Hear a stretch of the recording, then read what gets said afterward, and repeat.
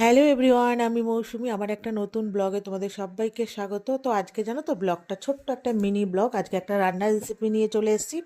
তো আশা করি তোমাদের সবার খুব ভালো লাগবে। তো আজকের রেসিপি হচ্ছে পালক পনির।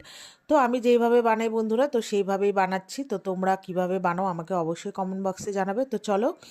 তো প্রথমেই দেখো পনিরটাকে ছোট ছোট কিউব করে তেলে ভেজে নিলাম নুন দিয়ে। তারপরে হচ্ছে পালং শাকটা আদা রসুন আর পেঁয়াজ একসাথে আর কি জলে গরম করে তারপরে হচ্ছে তোমার পেস্ট করে নিলাম। আর এইদিকে অন্য একটা কড়াইতে দেখো বসিয়ে দিয়েছি একটু সর্ষের তেল, তার মধ্যে পেঁয়াজ আদা রসুন কাঁচা লঙ্কা টমেটো একটু একটু ভাজা ভাজা করে এবার ওটাকেও পেস্ট করে নেব। তারপরে পেস্ট করা ভাজা ভাজা করে নামিয়ে তারপরে ওটাকে ঠান্ডা হলে পেস্ট করে নেব।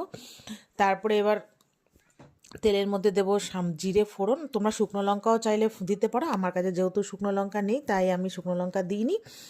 তো এই যে আমার পেস্টটা পুরো স্মুথ হয়েছে। তো এবার এই যে ফোড়ন দিয়ে এবার ওই পেস্টটা দিয়ে দেবো।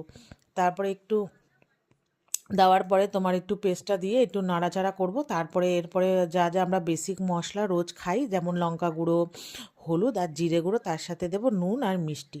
তোমরা হচ্ছে যে যেরকম ঝাল খাবে আর মিষ্টিটা খাবে দেবে।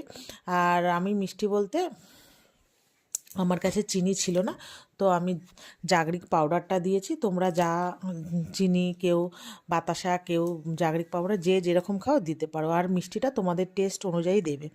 তো দেওয়ার পরে একটু কষানো হলো আর কি। তারপরে এই যে এবার বাটিটার মধ্যে যে পেস্ট করে রেখেছিলাম পালং শাকটা সেটাও দিয়ে দিলাম।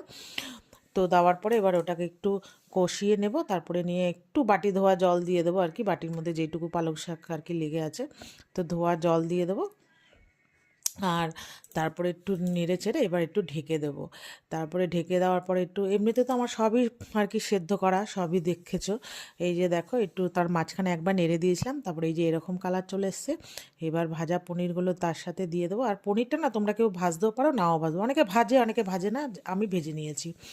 তো তারপরে এবার একটু নাড়াচাড়া করে এবার একটু দেবো দয়াল হাতে ঘি। আর আমার একটু এইসব হতে ঘি বাটার দিতে খুব ভালো লাগে। তো আমি এবার একটু গরম মশলা লাস্টে নামানোর সময় দিয়ে দেবো আর দেবো ঘি। এবার ঘিটা দিয়ে একটু নাড়াচাড়া করে একটুখানি 2-3 মিনিট একটু ঢেকে রাখবো। তারপরে আবার লাস্টে একটুখানি বাটার দেবো। আর পালক পনিরে তো একটু বাটার দেয় তোমরা সবাই জানো। আর এটা একটু আমার মেয়ে টেস্ট করছে যে নুন মিষ্টি ঝালটা ঠিক আছে নাকি। আর এই যে একটু বাটারও একটু বেশ ভালোই দিয়েছি। তো যে যেরকম খাবে দেবে। তো এই যে আমার পালক পনির রেডি। এবার বাটারটা দিয়ে একটু জাস্ট ঢেকে রাখবো, তারপরে নামিয়ে রাখবো। আর এই পালক পনিরের সাথে